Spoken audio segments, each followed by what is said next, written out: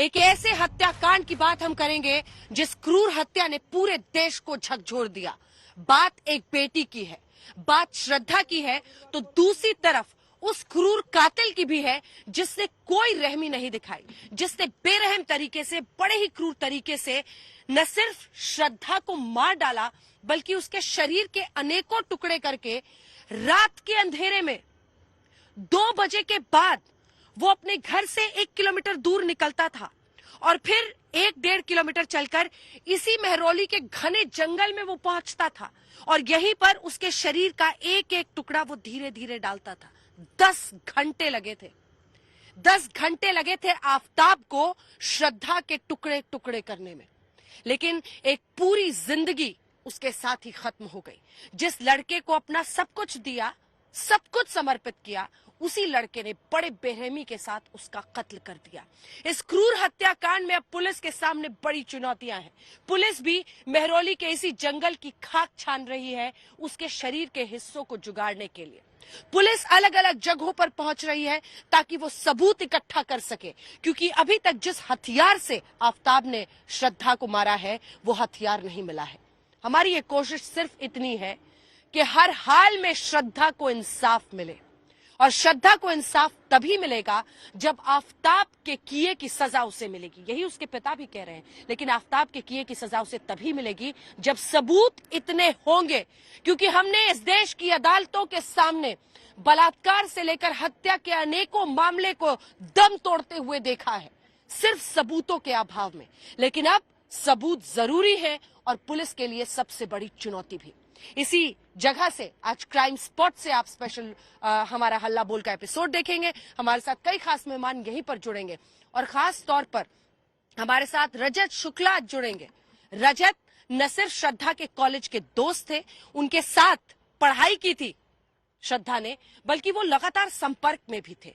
रजत आज हमें बताएंगे कि पुलिस और क्या कर सकती है ताकि सबूत इकट्ठे किए जा सके, ताकि आफताब किसी भी कीमत पर बचने ना सके। लेकिन इससे पहले कि हम बातचीत की शुरुआत करें, आइए दिखाते हैं आपको अपनी ये रिपोर्ट।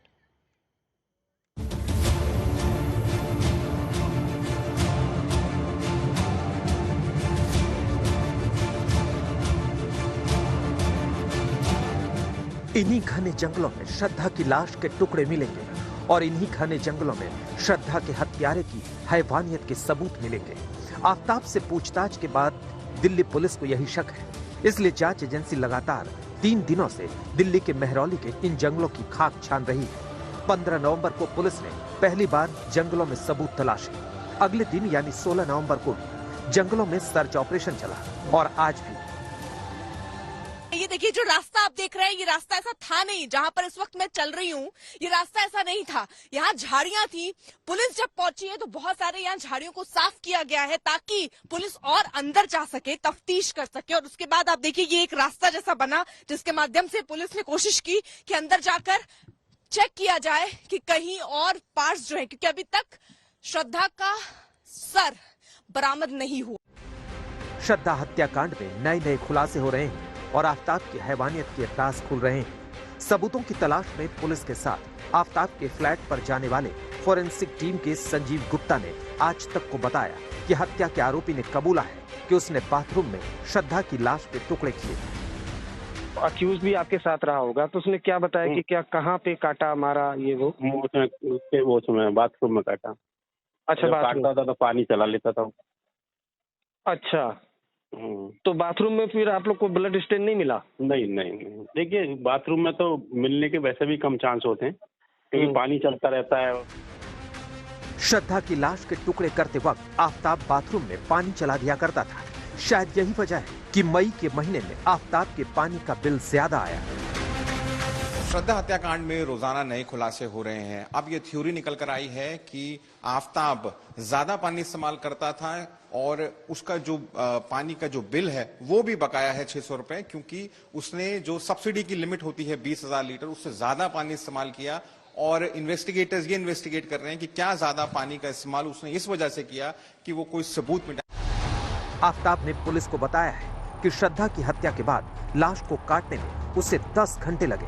लाश के टुकड़े करने के दौरान वो थक गया। उसने थोड़ा आराम किया। श्रद्धा की लाश के टुकड़ों को उसने 17-18 पॉलिथीन में रखे। उसने पूरे घर को केमिकल से साफ किया। क्लियर करके मतलब आप थोड़ा क्लियर बताएं कि मैंने मर्डर कर दिया उसके बाद।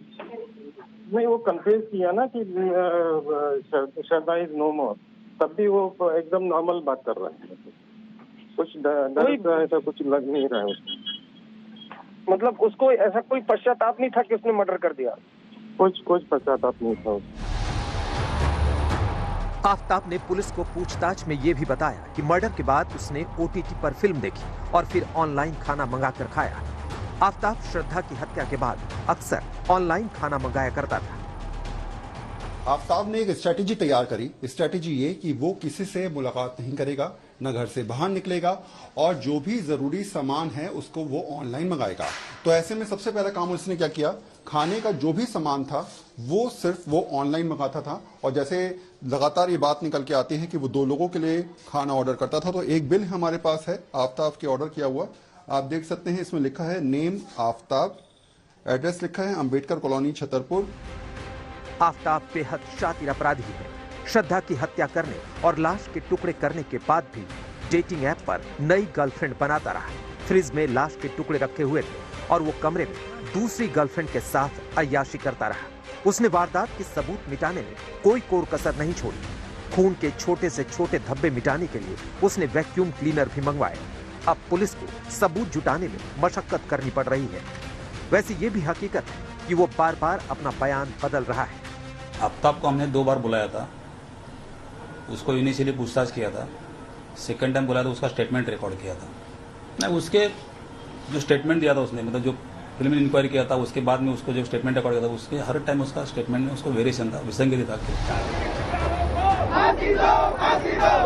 इस बीच आफताब को लेकर लोगों में नाराजगी है। साकेत कोर्ट में वकीलों ने नारेबाजी की और फांसी की मांग की, जिसके बाद अदालत को वीडियो कॉन्फ्रेंसिंग से आफताब की पेशी की इजाजत देनी पड़ी।